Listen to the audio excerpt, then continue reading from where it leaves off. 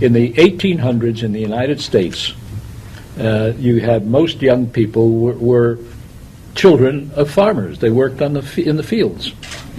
And when somebody proposed that America institute a system of public education for all young people, the parents of the poor parents said, no, we can't allow our kids to go to school. They need to work, otherwise we starve. We don't have enough hands to work in the fields. So they opposed public education. The business community said, we want a system that will create, quote, industrial discipline. Industrial discipline meant you showed up on time. And you did the same work again and again and again and again, just as you did on an assembly line. And what happened was we designed schools that actually resemble the factory. If you look at our schools even today, they simulate factories. Kids have to arrive on time. Why is that? Because in the field, if you come late, it doesn't matter much. Your Uncle Charlie can, fill in for you for a few minutes. And the bells ring to tell you when the class ends and the next one begins. If you, as one person, comes late to the assembly line, you might have 1,000 workers standing by doing nothing, waiting for this function to be done before they can work. So the cost of the workers coming late is extremely expensive. Now what's happening? Now more and more people aren't working like that. They're working at home, or they work at different hours, strange hours, and so forth, and you don't need everybody showing up at exactly the same time. So what we have are schools that were literally designed to provide the workforce for an industrial age economy. And they do that very well, but that's not the kind of economy that we have anymore.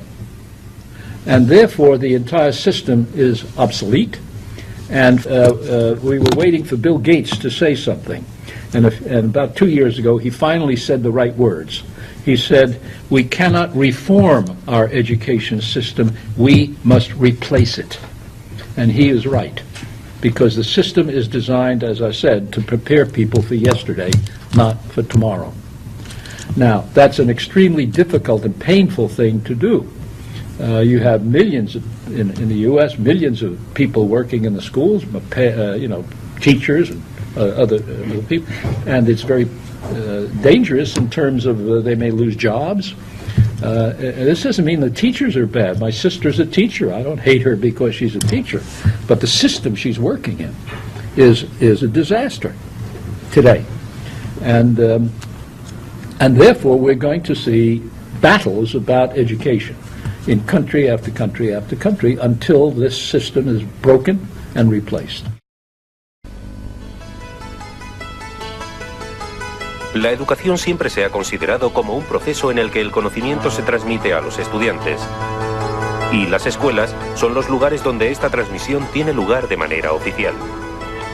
Pero es evidente que este sistema educativo comporta un nivel elevado de desencanto y frustración entre los implicados y cada vez está más cuestionado. En una clase estándar, un profesor delante de una treintena de alumnos de la misma edad intenta que todos ellos aprendan las mismas cosas al mismo tiempo. Es una imagen que ha cambiado poco, muy poco en muchos siglos.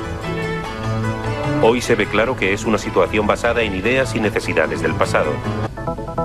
Sin embargo, parece que este panorama tiene los días contados, por una simple razón. La acumulación de información, de conocimiento, se está perdiendo valor. Porque ese es, y será todavía más en el futuro, el papel de las máquinas. Serán los ordenadores omnipresentes los que nos proporcionarán la información que queramos en cualquier momento. En nuestra sociedad, cualquier cosa que se obtiene con facilidad se devalúa, y cuanto más se devalúan las respuestas, más valiosas son las preguntas. Estamos pues ante una nueva concepción de la adquisición de conocimiento, donde la columna vertebral es la formulación de preguntas.